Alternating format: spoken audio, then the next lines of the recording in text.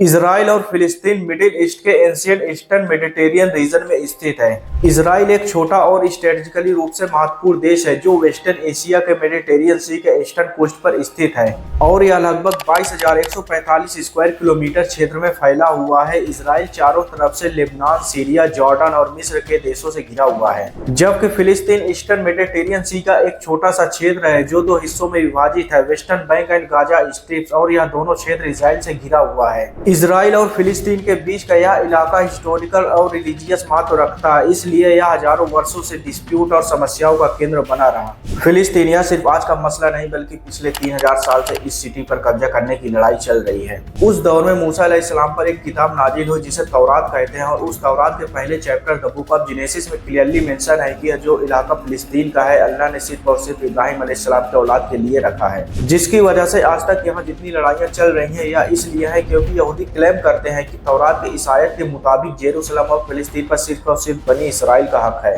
क्योंकि बनी इसराइल इब्राहिम अलैहिस्सलाम की औलाद, इसहाक अलैहिस्सलाम की औलाद में से हैं, तब तो इनको मिलना चाहिए। लेकिन तौरात में लिखा है कि यह इलाका इब्राहिम अलैहिस्सलाम की औलाद के लिए है, सिर्फ इसहाक अलैहिस्सलाम की औलाद के लिए नहीं है। इब्राहिम अलैहिस्सलाम के एक नहीं बल्कि दो बेटे थे, इसहाक अलैहिस्सलाम और इस्माइल अलैहिस्सलाम। इसहाक अलैहिस्सलाम वाज द फादर ऑफ बनी इसराइल। इसहाक अलैहिस्सलाम बनी इसराइल के पिता थे और इस्माइल अलैहिस्सलाम को भी अरबों का फादर समझा जाता है। और यह बात सिर्फ हम ही नहीं, यहूदी भी इस बात को मानते हैं कि यहाँ तक कीनी की किताब तौरात के मुताबिक फिलिस्तीन पर सिर्फ इसहाक अलैहिस्सलाम की औलाद का हक नहीं बल्कि इस्माइल अलैहिस्सलाम की औलाद अरबों का भी हक है। और फिर 1517 से लेकर 1917 तक फिलिस्तीन पर ओटोमन इंपायर का आगमन होता है। ओटोमन इंपायर ने इजराइल और फिलिस्तीन पर 400 साल तक शासन किया। ओटोमन इंपायर, जिसे उस्मानिया इंपायर के नाम से भी जाना जाता था, और ये 14वीं सेंचुरी के अंत में स्थापित हुआ। इसका नियंत्रण एक बड़े भूभाग जैसे मिडिल ईस्ट, नॉर्थ अफ्रीका और साउथ ईस्टर्न यूरोप के बड़े हिस्सों पर था। 1517 में सुल्तान सलीम ने ममलूक सल्तनत को हराकर इस क्षेत्र पर अधिकार कर लिया। इसके बाद यह क्षेत्र ओटोमन इंपायर के तहत 400 सालों तक बना रहा। ओटोमन इंपायर इस्लामिक शासन के तहत था और अपने शासन के दौरान समाज, अर्थव्यवस्था, धर्म के क्षेत्रों में स्थिरता प्रदान की थी। लेकिन इस शासन में यहूदी और ईसाई समुदाय को भी अपने धर्म का पालन करने की अनुमति दी थी। और फिलिस्तीन के महत्वपूर्ण शहर यरूशलेम, हेब्रोन और नाजरेत ये ओटोमन शासन के अधीन थे, और ये तीनों शहर इस्लाम, ईसाई और यहूदी धर्म के लिए महत्वपूर्ण माने जाते थे। 19वीं सेंचुरी के अंत तक ओटोमन इंपायर कमजोर होने लगा और यूरोपीय शक्तियों के हस्तक्षेप ने इस साम्राज्य को और कमजोर बना दिया।